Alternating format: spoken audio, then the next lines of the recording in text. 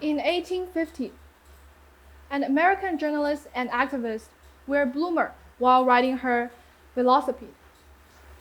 Amelia Bloomer was the first girl to do that. As a journalist, every day she witnessed girls wearing tampons, long skirts, while going to work and play. So she decided to advocate for bloomers, which are loose, knee-length pants. The public was shocked at that time. The newspaper called her unladylike. So here's the picture of a bloomer. However, the trend caught on. Within a year, thousands of women start to wear that. And one woman wrote in her diary that she can even run to catch a train. The evolution of fashion is never a mere shift in style.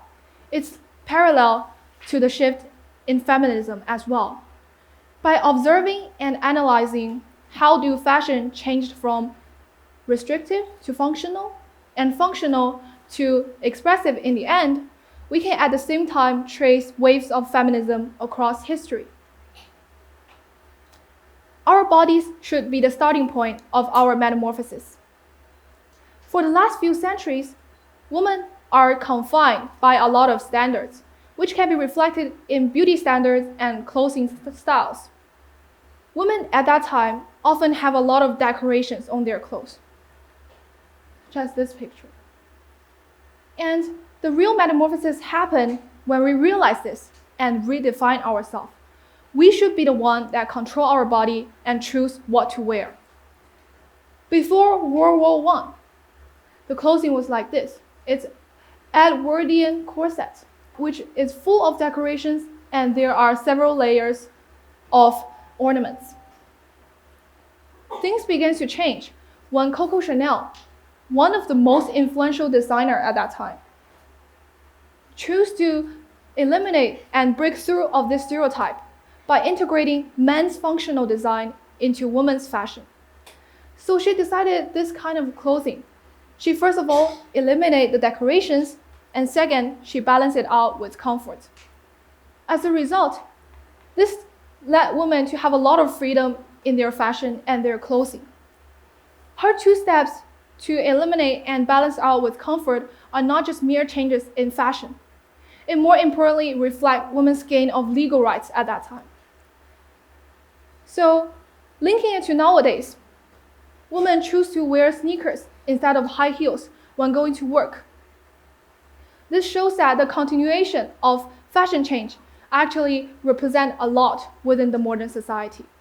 It shows women have entry in workforces, and women can behave what they want. And the fashion also reflect how their clothing changed over time. So if we say the first wave of feminism should eliminate the shackles of decorations for women, then the second wave of feminism would be a platform for women's self-expressiveness. At that time, women can independently choose their clothing styles. They can either wear a business suit or a floral dress. Brands such as L'Oreal started to emerge, making expressive hair dyes available. So at that time, expression is the major popular trend. In the 1960s, suit became popular, which is the representation of man's masculinity, but it's integrated into women's fashion. So this corresponds to women's entry in workforces. As example here. Another example can be seen in Saint Laurent's iconic women's smoking suit. This smoking suit is from men's evening suit, and Saint Laurent integrated into women's fashion. So this shows women's breakthrough from the original functional to self-expressive. This also corresponds to the political rise and women's entry in workforces. Another perspective of this rise can be seen in another trend, which is hair dyes. A lot of women have hair dyes nowadays, but not in the past. So the contrast in Clairol and L'Oreal actually shows a lot here.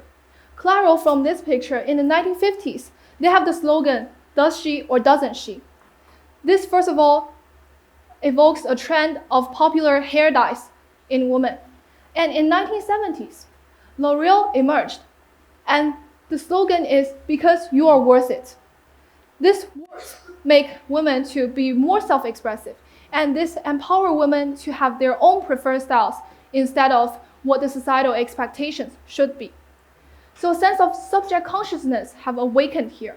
Women can choose freely what they dress and what they want. During the summer, I read the book, The Second Sex. The author wrote that one is not born, but rather becomes a woman. What does this mean? It is not implying from a biological perspective we are becoming a woman as we grow up. It's actually from a societal expectation level. We are expected when we grow up. When I grow up, I hear a lot of words such as, you need to be polite, you need to be kind. Women shouldn't be that ambitious. You should always be nurturing. That's what I learned when I grew up.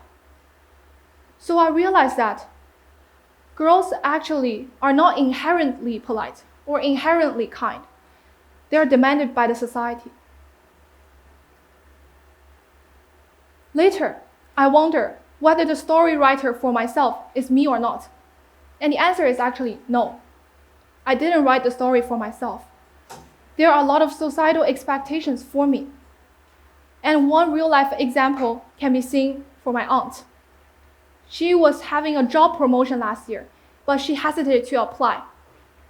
So she asked herself that, maybe I'm so young, and if I'm so young, maybe 3 years later, I will get married, and maybe I will get a child, and maybe I will become a homemaker.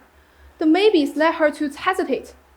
But I asked her, will a male worker in her position ask the same question? It's probably no. So I tell her, just ask for a job promotion. You're worth it. So she applied.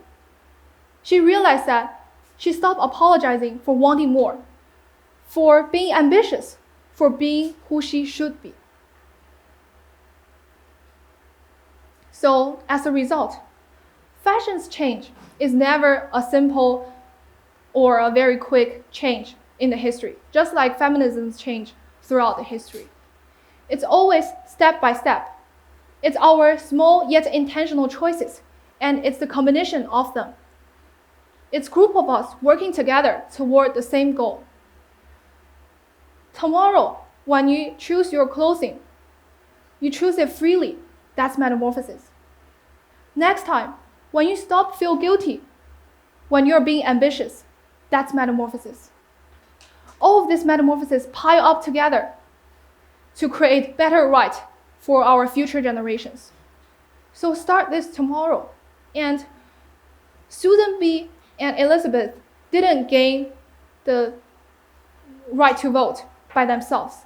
They do it in a group, and it's collective action. In 1913, 5,000 girls marched toward Pennsylvania, Washington, D.C. to ask for the right to vote. This is collective metamorphosis. We wake up as a group. The individual shift or one individual action might seem to be ridiculous, just like Amelia Bloomer. She wear bloomers while riding her velocipede. That seems to be ridiculous at that time. It's not normal. But when we work together, thousands of us work together, that's not ridiculous. That's normalizing the standards. And the standards are set by us. By observing all these trends of fashion, from restrictive to functional and functional to expressive, we can actually see something. We see how women are actually progressing time by time.